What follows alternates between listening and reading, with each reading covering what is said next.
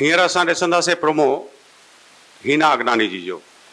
इनका 2-3 मिनट में दिखा दीजिए जरा। हीना जी अचो। ये मां थोड़ो फास्ट फॉरवर्ड थो कयां छो कल दीपक केसवानी जो असर मुझे मथो थी वियो आहे। ॾाढो फास्ट हलिजे डिजिटल। बंद न होते जगत में तो गलमरता संसार सत उहे हूंदा आहिनि जेके इंसान जो चोगो वठी करे हिन धरतीअ ते जनम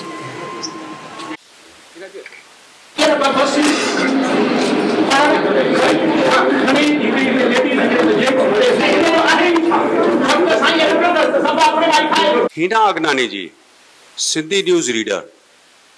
प्रोनाउंसिएशन भाषा जे मथों पकड़, शब्दनि जो उपयोग केतिरो इफेक्टिव आहे ऐं पाण इवेंट मैनेज कंदा आहिनि। 100 माण्हुनि खां वठी करे 10,000 माण्हुनि जी इवेंट हीना जी वठंदा आहिनि। जंहिंखे बि एक्सपर्टीज़ कोई वॾो कार्यक्रम करणो हुजे हीना जी सां संपर्क कयो। हीना जी। जय झूलेलाल।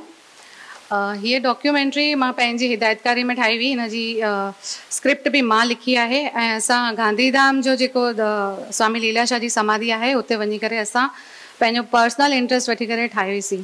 मूंखे प्रोत्साहन ॾियण वारा श्री नारायण बाबलाणी हुआ जिन मूंखे प्रेरित कयो त असांजा जेके धर्म गुरू आहिनि उन्हनि वटि जेको गूढ़ ज्ञान पियो आहे अंदरि उन्हनि खे असां न्यू जनरेशन ताईं कीअं आणियूं।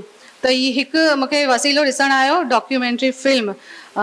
जीअं त मूं वटि फाइनेंस जी प्रॉब्लम हुई ऐं हीअ सॼो मां पंहिंजे ख़र्च सां ठाहियो आहे ऐं मतिलबु भॻवान जी कृपा चइजे या भॻवानु मूंखां इहो कराइणु चाहे पियो।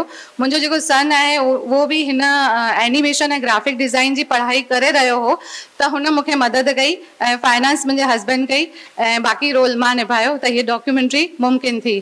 त मां चवंदमि कि जेके तव्हां वॾे वॾे पद ते आहियो असांजा हेतिरा संत महात्माऊं आहिनि जिन वटि एतिरी त शिक्षा आहे जंहिंसां असां पंहिंजो जीवन परिवर्तन करे सघूं था ऐं पंहिंजी न्यू जनरेशन खे ॿुधाए सघूं था कि असां वटि बि एतिरो मतिलबु धर्मशास्त्र आहे ऐं असां बि मतिलबु रिच आहियूं आध्यात्मिक लाइन में।